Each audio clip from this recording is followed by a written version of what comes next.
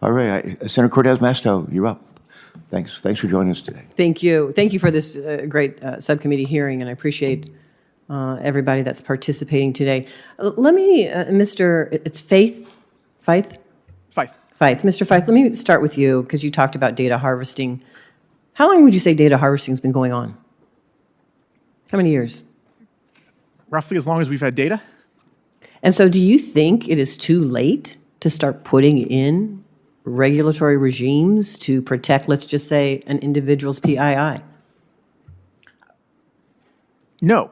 Some harm is irreversible, but a lot of harm is still ahead of us. And so, and when you're talking about harm, what do you identify that harm? What does it look like? I think we can talk about it in various ways. There's the exposure of private information that is of potential intelligence value. So national security, that's something we would always want to address. Sure. But let's talk about individuals, because one of the things you talked about, which I am very concerned about, but I'm also concerned that it might be too late, is protections for biodata.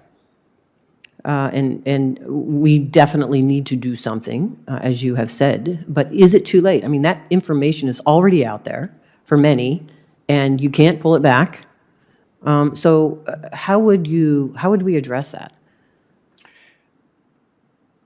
I think the observation that there have been transfers here that are harmful and that harm can't be remedied, I would agree with completely for things, transfers that have already happened.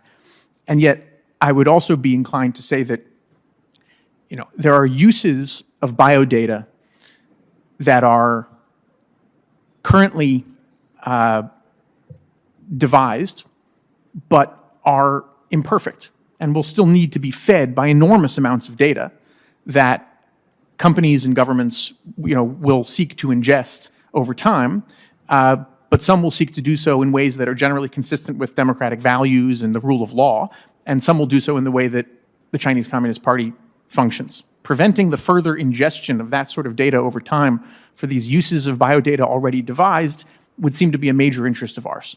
There's also, one would think, infinite uses of biodata not yet devised that will come about in the future, as with anything. We don't even contemplate right now, but it's going to, with new technology and everything that's out there, it'll be there. I agree with you. I agree with you. And I think this is part of our challenge, is trying to figure out what this regulatory regime looks like and what data and what we are trying to protect. And if I could just note, in addition to the ICTS process, which is an administrative instrument that is out there and that has an important mandate to go implement, I would note, Senator Wyden was here and has left, I see, but he introduced a bill that has several Republican co-sponsors, and I think also Senator Whitehouse might be on the bill as well, back in June to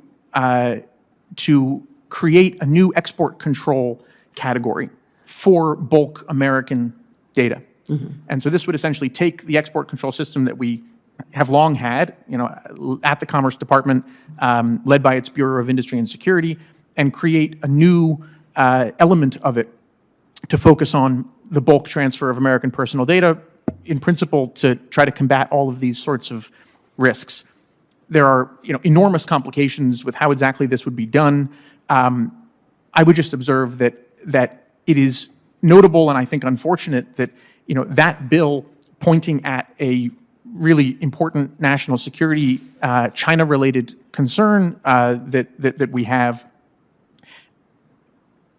is not the subject of more debate and consideration, including, for example, in the major legislative process that you all completed this summer with the CHIPS Act.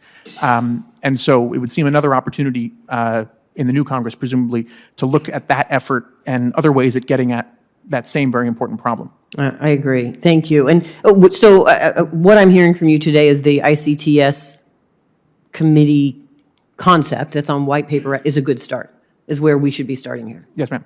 Is there any state, I'm curious, is there any state that you guys are aware of that has put in protections that we should be looking at? That's a good model.